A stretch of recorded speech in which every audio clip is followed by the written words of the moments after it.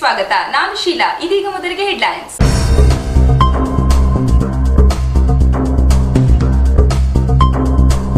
IPS ಅಧಿಕಾರಿ ಹರೀಶ್ ಅವರ ಸಾವಿನ ತನಿಖೆಯನ್ನು ಸಿಬಿಐಗೆ ವಹಿಸುವಂತೆ ಆಗ್ರಹಿಸಿ ಸಾಗರದಲ್ಲಿ ಕರ್ನಾಟಕ ರಕ್ಷಣಾ ವೇದಿಕೆ ವತಿಯಿಂದ ಸಹಾಯಕ ಆಯುಕ್ತರಿಗೆ ಮನವಿ.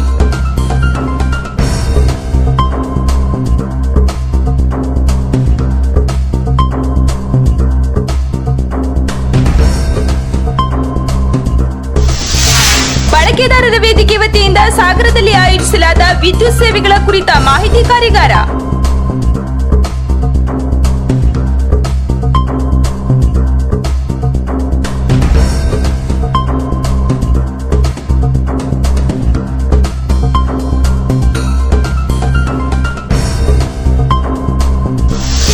ಮತ ಎಣಿಕೆ ಸಂದರ್ಭದಲ್ಲಿ ಅಭ್ಯರ್ಥಿಗಳು ಹಾಗೂ ಅಭ್ಯರ್ಥಿ ಪರ ಏಜೆಂಟರು ಅನುಸರಿಸಬೇಕಾದ ಮುನ್ನೆಚ್ಚರಿಕಾ ಕ್ರಮಗಳ ಕುರಿತಾಗಿ ಕುಮಟಾ ತಾಲೂಕ್ ಪಂಚಾಯತ್ನಲ್ಲಿ ನಡೆದ ಪೂರ್ವಭಾವಿ ಸಭೆ.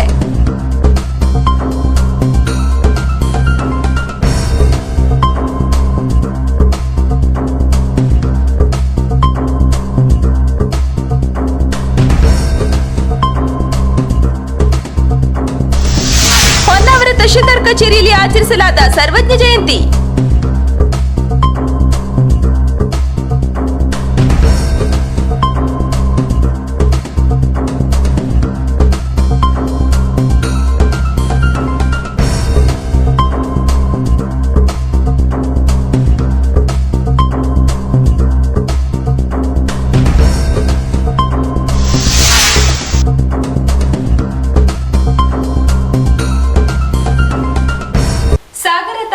ಲಾಲ್ ಬಹದ್ದೂರ್ ಕಲಾ ಮತ್ತು ವಾಣಿಜ್ಯ ಕಾಲೇಜಿನ ಸಮುದಾಯ ಭವನದಲ್ಲಿ ಗ್ರೀಕ್ ನಾಟಕಗಳ ಕುರಿತಾಗಿ ಒಂದು ದಿನದ ವಿಚಾರ ಸಂಕಿರಣ ಕಾರ್ಯಕ್ರಮವನ್ನು ಆಯೋಜಿಸಲಾಗಿತ್ತು.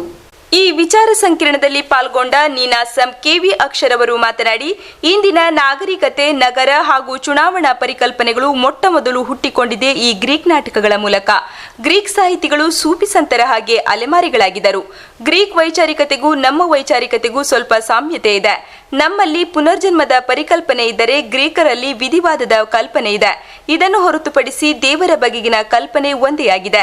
ರಾಜಕೀಯ ಶಾಸ್ತ್ರ, ತತ್ವಶಾಸ್ತ್ರ ಹಾಗೂ ವಿಜ್ಞಾನಗಳಿಗೆ ಈ ಗ್ರೀಕ್ ನಾಗರಿಕತೆ ಮೂಲವಾಗಿದೆ.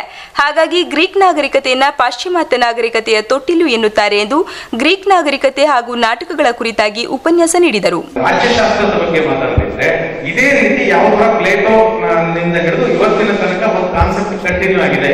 ಚುನಾವಣೆ ಅನ್ನೋ ಕಾನ್ಸೆಪ್ಟ್ ಈ ಸೈಕಲ್ ನೋಡುವ ಹೊರಸ್ಟೇಸ್ ನಾಟಕದಲ್ಲಿ ಎಲ್ಲರೂ ಸೇರಿ ಒಂದು ವೋಟ್ ಹಾಕುವ ಒಂದು ಇದು ಬರುತ್ತದೆ.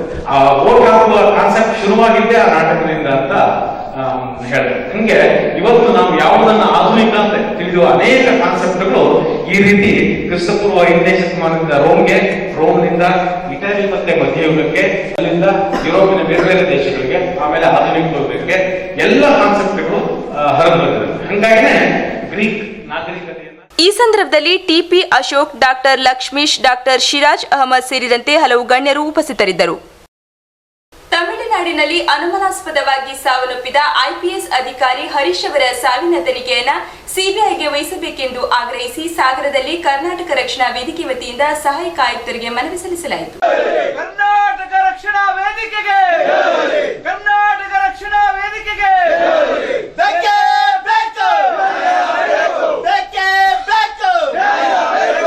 ಪತ್ರಕರ್ತರಾದ ಶ್ರೀ ಹಿತಕರ್ ಜೈನ್ ಮಾತನಾಡಿ, ಐಎಎಸ್ ಹಾಗೂ ಐಪಿಎಸ್ ಹುದ್ದೆಗಳಿಗೆ ಉನ್ನತ ಮಟ್ಟದ ಅಧಿಕಾರವಿದ್ದರೂ ಅಧಿಕಾರಿಗಳಿಗೆ ಮಾತ್ರ ಯಾವುದೇ ರಕ್ಷಣೆ ಇಲ್ಲ.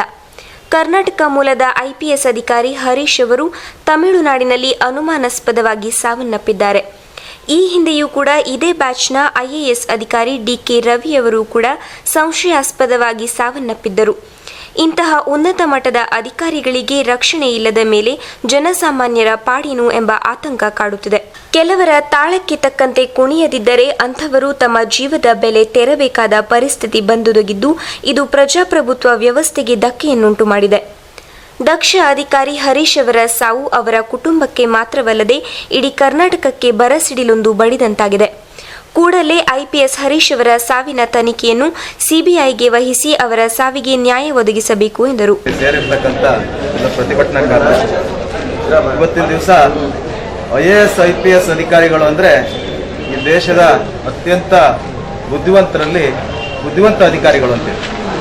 ಅಂತಹ ಅಧಿಕಾರಿಗಳಿಗೆ ಅಧಿಕಾರನೂ ಕೂಡ ಉನ್ನತ ಮಟ್ಟದ ಅಧಿಕಾರ ಇದೆ. ಆದರೆ ಅವರಿಗೆ ಅಧಿಕಾರವನ್ನು ಕೊಟ್ಟಿದ್ದಾರೆ, ರಕ್ಷಣೆಯನ್ನು ಕೊಡ್ತಾ ಇಲ್ಲ. ಕಾರ್ಯಾಂಗ ಮತ್ತು ಶಾಸಕಾಂಗ ನ್ಯಾಯಾಂಗದ ಮಧ್ಯೆ ಒಂದು ರೀತಿಯ ಸಂಘರ್ಷ ಏರ್ಪಟ್ಟಿದೆ ಅಂದರೂ ತಪ್ಪಾಗ್ಲಿಕ್ಕಿಲ್ಲ. ಈ ದಿವಸ ಹರೀಶ್ ರವರು ಕರ್ನಾಟಕದ ಕೋಲಾರ ಜಿಲ್ಲೆಯ ಮಾಲೂರು ತಾಲೂಕಿನ ಒಬ್ಬ ನಿಷ್ಠಾವಂತ IPS ಅಧಿಕಾರಿ, ಅವ್ರದೇ ಆದಂಥ ಬ್ಯಾಚ್ಮೆಂಟ್ IAS ಅಧಿಕಾರಿ ಆಗಿರ್ತಕ್ಕಂಥ DK ರವಿ ಅವರನ್ನು ಕೂಡ ಇದೇ ರೀತಿ ಒಂದು ರೀತಿಯಲ್ಲಿ ನಿಗೂಢವಾಗಿ ಅವರನ್ನ ಹತ್ಯೆ ಮಾಡಲಾಯಿತು. ಈ ಸಂದರ್ಭದಲ್ಲಿ ಮನೋಜ್, ನಾಗರಾಜ್, ರವಿ, ಸೂರನ್ಗದ್ದೆ ಉಮೇಶ್ ಸೇರಿದಂತೆ ಹಲವು ಕರ್ನಾಟಕ ರಕ್ಷಣಾ ವೇದಿಕೆಯ ಸದಸ್ಯರು ಹಾಗೂ ಪದಾಧಿಕಾರಿಗಳು ಉಪಸ್ಥಿತರಿದ್ದರು. ಬಳಕೆದಾರರ ವೇದಿಕೆ ವತಿಯಿಂದ ವಿದ್ಯುತ್ ಸೇವೆಗಳ ಕುರಿತಾಗಿ ಮಾಹಿತಿ ಕಾರ್ಯಾಗಾರವನ್ನು ಸಾಗರ ತಾಲೂಕಿನ ಬ್ರಾಸಂ ಸಭಾಭವನದಲ್ಲಿ ಶನಿವಾರ ಆಯೋಜಿಸಲಾಗಿತ್ತು. ಈ ಕಾರ್ಯಾಗಾರಕ್ಕೆ ಮುಖ್ಯ ಅತಿಥಿಗಳಾಗಿ ಆಗಮಿಸಿದ ಮಂಗಳೂರು ಹೆಸ್ಕಾಂ ಕಚೇರಿಯ ನಿರ್ದೇಶಕ ಶ್ರೀ ಚಿಕ್ಕನಂಜಪ್ಪ ಮಾತನಾಡಿ, ಈ ಭಾಗದಲ್ಲಿ ನನಗೆ ಕೆಲಸ ನಿರ್ವಹಿಸಲು ತುಂಬಾ ಖುಷಿ ಎನಿಸಿದೆ. ಹೆಸ್ಕಾಂ ಕಚೇರಿಯಲ್ಲಿನ ಲೋಪದೋಷಗಳು ಹಾಗೂ ಸಮಸ್ಯೆಗಳನ್ನು ಎತ್ತಿ ಹಿಡಿದು ಇಲಾಖೆ ಸಮರ್ಪಕವಾಗಿ ಕಾರ್ಯನಿರ್ವಹಿಸಲು ಇಂತಹ ಕಾರ್ಯಾಗಾರಗಳು ಅತ್ಯವಶ್ಯಕವಾಗಿದೆ. ಹೆಸ್ಕಾಂ ಇಲಾಖೆ ಹಾಗೂ ಗ್ರಾಹಕರ ನಡುವೆ ಬಳಕೆದಾರರ ಸಂಘ ಕೊಂಡಿಯಾಗಿ ಕಾರ್ಯನಿರ್ವಹಿಸುತ್ತಿದೆ. ಇಂತಹ ಸಂಘಗಳಿದ್ದರೆ ನಾವು ಕೂಡ ಇನ್ನಷ್ಟು ಕ್ರಿಯಾಶೀಲರಾಗಿ ಕಾರ್ಯನಿರ್ವಹಿಸಲು ಸಾಧ್ಯ ಎಂದರು. ಸಮಸ್ಯೆಗಳನ್ನು ಹೇಗೆ ಬಗೆಹರಿಸ್ತಾರೆ, ಯಾವುದೇ ತರದ ಕುಂದುಕೊರತೆಗಳಿದ್ರೆ ನೀವು ಯಾವ ರೀತಿ ನಡ್ಕೊಳ್ತೀರಿ ಅನ್ನೋದನ್ನ ನೀವು ಬಹಳ ಹೆಚ್ಚಿನ ರೀತಿಯಲ್ಲಿ ಕೇಳತಕ್ಕಂತ ವಿಚಾರ ಇದೆ. ಹಾಗಾಗಿ ನಮ್ಮ ನಿಮ್ಮ ಈ ಇಬ್ಬರ ಸಂಬಂಧದ ನಡುವೆ ಈ ಒಂದು ಬಳಕೆದಾರರ ಸಂಘ ನಮ್ಮ ತಪ್ಪು ಹಕ್ಕುಗಳನ್ನು ಎತ್ತಿ ಹಿಡಿದು ಅದನ್ನ ಸರಿ ಮಾಡಲಿಕ್ಕೆ ಕಾಣಿಸ್ಬೇಕು. ಈ ಪಾಲಿಟಿಕ್ಸ್ ನಲ್ಲಿ ಆಡಳಿತ ಪಕ್ಷದ ಜೊತೆಗೆ ಏನು ಎದುರಾಳಿ ಪಕ್ಷಗಳು ಇದ್ರು ಕೂಡ ಆವಾಗ ನಾವು ಮಾಡ್ತಕ್ಕಂಥ ತಪ್ಪುಗಳು ಕಾಣುತ್ತೆ. ಹಾಗಾಗಿ ಇದರಲ್ಲಿ ಯಾವ ಇದು ಇಲ್ಲ, ನಾವು ಮೇಲೂ ಇವ್ರ ಮೇಲೂ ಕನ್ನಡಿಗರು ತಪ್ಪದ ಪ್ರಶ್ನೆ ಇಲ್ಲ. ಇಬ್ರು ಸಮನ್ವಯವಾಗಿ ಒಬ್ಬರಿಗೊಬ್ಬರು ಅರ್ಥಕೊಂಡು ಮಾಡ್ಬೇಕನ್ನೋದು ಒಂದು. ಈ ಸಂದರ್ಭದಲ್ಲಿ ರಘುಪತಿ ರಾವ್, ಲಂಬೋದರ್, ವಿಗಿರಿ ಸೇರಿದಂತೆ ಹಲವು ಗಣ್ಯರು ಉಪಸ್ಥಿತರಿದ್ದರು. ಮತ ಎಣಿಕೆಯ ಸಂದರ್ಭದಲ್ಲಿ ಅಭ್ಯರ್ಥಿಗಳು ಹಾಗೂ ಅಭ್ಯರ್ಥಿ ಪರ ಏಜೆಂಟರು ಅನುಸರಿಸಬೇಕಾದ ಮುನ್ನೆಚ್ಚರಿಕಾ ಕ್ರಮಗಳ ಕುರಿತಾಗಿ ಕುಮಟಾ ತಾಲೂಕ್ ಪಂಚಾಯತ್ ಸಭಾಭವನದಲ್ಲಿ ಶನಿವಾರ ಪೂರ್ವಭಾವಿ ಸಭೆಯನ್ನು ಏರ್ಪಡಿಸಲಾಗಿತ್ತು. ಸಾಕಷ್ಟು ಕುತೂಹಲ ಕೆರಳಿಸಿರುವ ತಾಲೂಕ್ ಪಂಚಾಯತ್ ಹಾಗೂ ಜಿಲ್ಲಾ ಪಂಚಾಯತ್ ಚುನಾವಣಾ ಫಲಿತಾಂಶ ಫೆಬ್ರವರಿ 23ರಂದು ಪ್ರಕಟವಾಗಲಿದ್ದು, ಯಾವುದೇ ಅಹಿತಕರ ಘಟನೆ ನಡೆಯದಂತೆ ಜಿಲ್ಲಾಡಳಿತ ಹಾಗೂ ತಾಲೂಕಾಡಳಿತ ಕಟ್ಟುನಿಟ್ಟಿನ ಕ್ರಮ ಕೈಗೊಂಡಿದೆ. ಅದರಂತೆ ಕುಮಟಾ ತಾಲೂಕಿನಲ್ಲೂ ಫಲಿತಾಂಶದ ಸಂದರ್ಭದಲ್ಲಿ ಅಭ್ಯರ್ಥಿ ಹಾಗೂ ಅಭ್ಯರ್ಥಿ ಪರ ಏಜೆಂಟರು ಅನುಸರಿಸಬೇಕಾದ ಸೂಕ್ತ ಕ್ರಮಗಳ ಕುರಿತು ಪೂರ್ವಭಾವಿ ಸಭೆಯನ್ನು ಏರ್ಪಡಿಸಲಾಗಿತ್ತು. ಈ ಸಭೆಯಲ್ಲಿ ಸಹಾಯಕ ಆಯುಕ್ತರಾದ ಶ್ರೀಮತಿ ಬಿ ಶೋಭಾ ಅವರು ಮಾತನಾಡಿ, ಚುನಾವಣಾ ಫಲಿತಾಂಶದ ದಿನ ತಾಲೂಕ್ ಪಂಚಾಯತ್ ಹಾಗೂ ಜಿಲ್ಲಾ ಪಂಚಾಯತ್ ಮತ ಎಣಿಕೆ ಪ್ರತ್ಯೇಕ ಕೊಠಡಿಗಳಲ್ಲಿ ನಡೆಯುತ್ತಿದ್ದು, ಟಿಪಿಗೆ 1 ಟೇಬಲ್ ವ್ಯವಸ್ಥೆ ಮಾಡಲಾಗಿದ್ದು, ಅಭ್ಯರ್ಥಿ ಇಲ್ಲವೇ ಏಜೆಂಟರಿಗೆ ಮಾತ್ರ ಅವಕಾಶ. ಆದರೆ ಜೆಡ್ಪಿಗೆ 3 ಟೇಬಲ್ ವ್ಯವಸ್ಥೆ ಮಾಡಲಾಗಿದ್ದು 3 ಜನರಿಗೆ ಅವಕಾಶವಿರುತ್ತದೆ.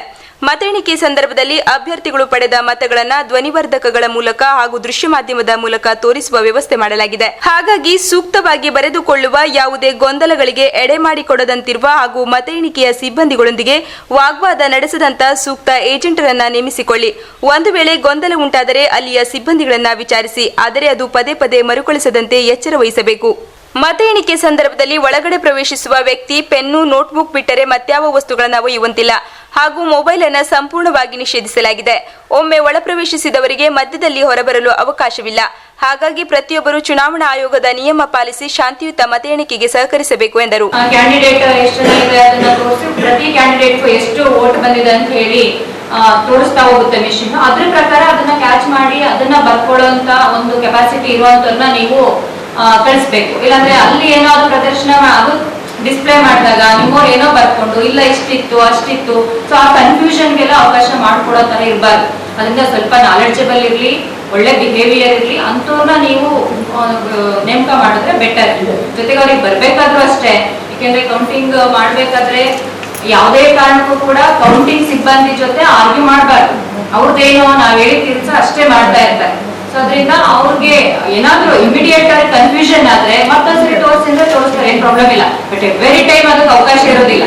ಯಾಕೆಂದ್ರೆ ಬರೀ ಪ್ರತಿ ಸರಿ ಪುನರಾವರ್ತನೆ ಮಾಡ್ಕೊಂಡೋದ್ರೆ ನಮ್ಮ ಟೈಮ್ ನಾವು ಕೀಪ್ ಅಪ್ ಮಾಡ್ಲೇಬೇಕಾಗುತ್ತೆ, ಅದಕ್ಕೆ ಅವಕಾಶ ಇರೋದಿಲ್ಲ. ಈ ಸಂದರ್ಭದಲ್ಲಿ ತಹಶೀಲ್ದಾರ್ ಸಿಕೆ ನಾಯ್ಕ್, ಸಿಪಿಐ ನರಸಿಂಹಮೂರ್ತಿ ಹಾಗೂ ಎಲ್ಲ ಚುನಾವಣಾ ಅಭ್ಯರ್ಥಿಗಳು ಉಪಸ್ಥಿತರಿದ್ದರು. ಇದೀಗ ಒಂದು ಸ್ಮಾಲ್ ಬ್ರೇಕ್ ನಂತರ ಸ್ಫೂರ್ತಿ ನ್ಯೂಸ್ ಮುಂದುವರಿಯುವುದು.